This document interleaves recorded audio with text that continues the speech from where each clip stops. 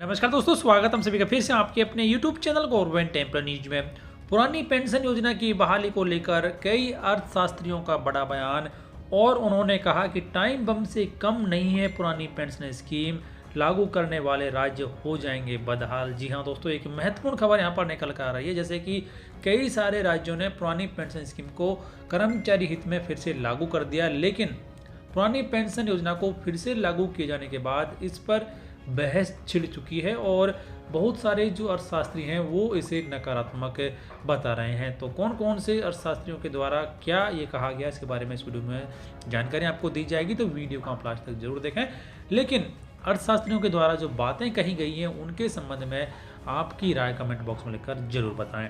तो देश में गैर बीजेपी शासित राज्यों ने पुरानी पेंशन स्कीम को जमकर हवा दी है और उन्होंने इसको लागू भी कर दिया है। हाल ही में हिमाचल प्रदेश के विधानसभा चुनाव में भी कांग्रेस पार्टी ने जो पुरानी पेंशन स्कीम को बड़ा मुद्दा बनाया था और इसका उन्हें फायदा भी मिला था। और उसके बाद में अब यहाँ पर हिमाचल प्रदेश में पुरानी पेंशन स्कीम को लागू भी कर दिया है।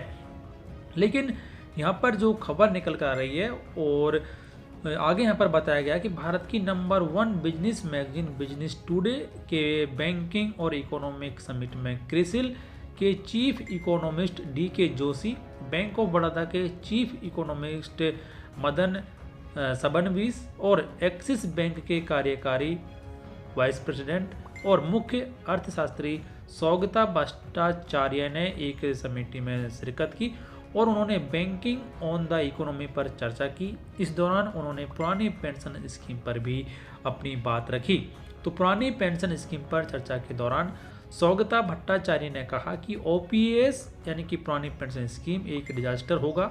ये एक टाइम बम की तरह है। समस्या ये है कि यह पहले से ही शीर्ष पर बैठे बहुत से लोगों को लाभान्वित कर रहा है और वो कहते हैं कि सभी खर्चों की गणना करने पर आपके पास डेवलपमेंट खर्च के लिए 10 से 15% हिस्सा होता है।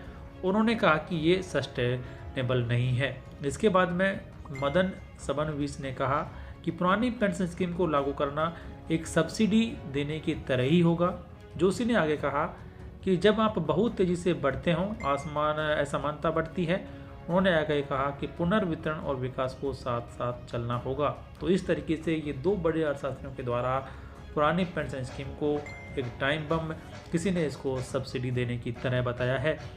लेकिन दोस्तों, ये महत्वपूर्ण जानकारी निकल कर आ रही है कि बहुत सारे अर्थशास्त्री पुरानी पेंशन स्कीम के पक्ष में नहीं है और वो पुरानी पेंशन स्कीम को अर्थव्यवस्था के लिए खतरा बता रहे हैं। तो इसके बारे में आपकी राय कमेंट बॉक्स में लिखकर बताएं। वीडियो को लाइक और शेयर करें, चैनल को सब्सक्राइब और बेल आइकन प्रेस कर लें हर एक लेटेस्ट अपडेट सबसे पहले देखने के लिए।